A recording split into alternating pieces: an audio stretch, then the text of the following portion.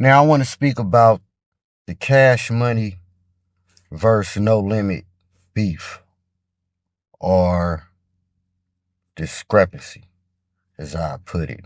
I don't really necessarily want to call it a beef, but it's obvious they didn't too much like each other as far as the whole Birdman and P dynamic.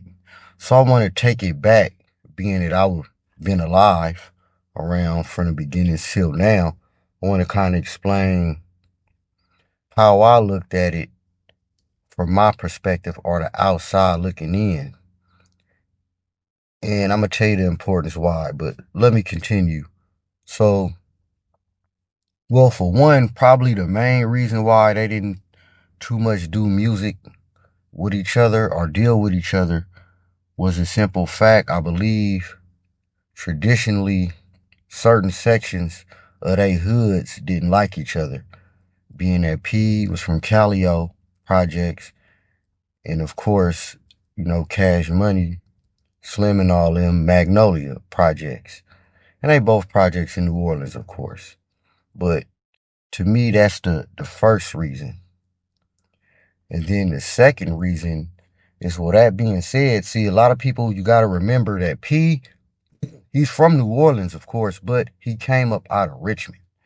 So a lot of the old Master P, TRU music, he claiming Richmond. Although even on those songs, he always said, I was born in New Orleans.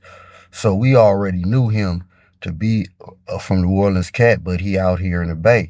Being that the Bay already got Louisiana ties, in a lot of instances, I'll put it like that. So, with that being said, if you from the Bay Area to Cali, when Master P and them blew up and he went back to Richmond, it really wasn't no surprise. People didn't take it. Well, I didn't. I didn't take it as just, oh, why you just leave the Bay and this and that. I didn't look at it like that. You understand now? Because No Limit was big. They was signing artists from all over.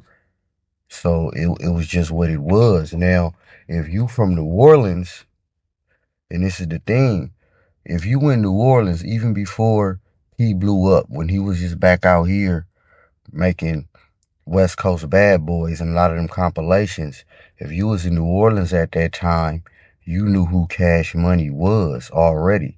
And keep in mind, No Limit blew up before Cash Money. In a lot of ways, No Limit opened the door for Cash Money just by even bringing attention to that region.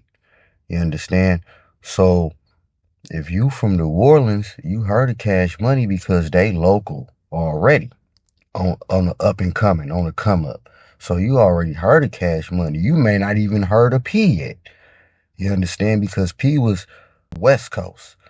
You understand? So when No Limit blew up, if you from a New Orleans cat, I would imagine that depending on who you is, you may be like, damn, who is this? These No Limit people, they make good music, and he from New Orleans, but they came out of nowhere. You understand? Like, damn near like, who sent y'all? Like, we know Cash Money, they been here, and P, okay, you is from New Orleans originally, but you came out of nowhere.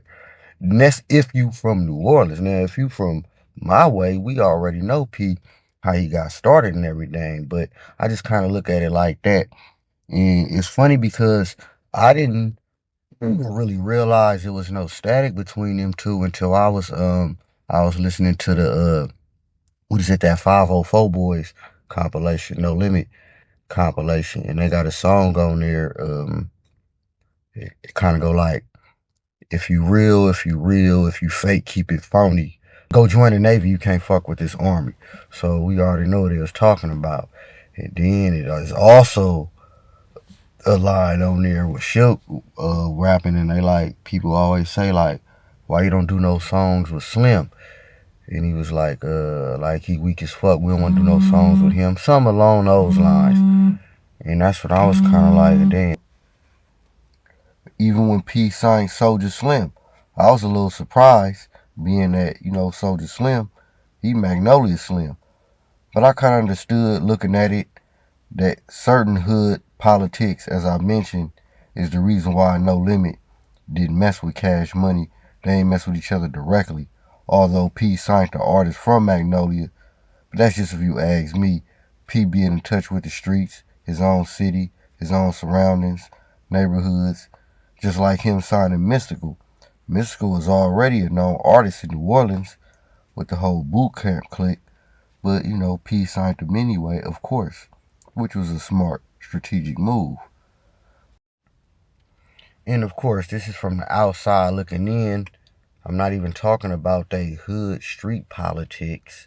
And that's probably the first, like I mentioned, primary reason why they didn't want to do business with each other, just on that fact.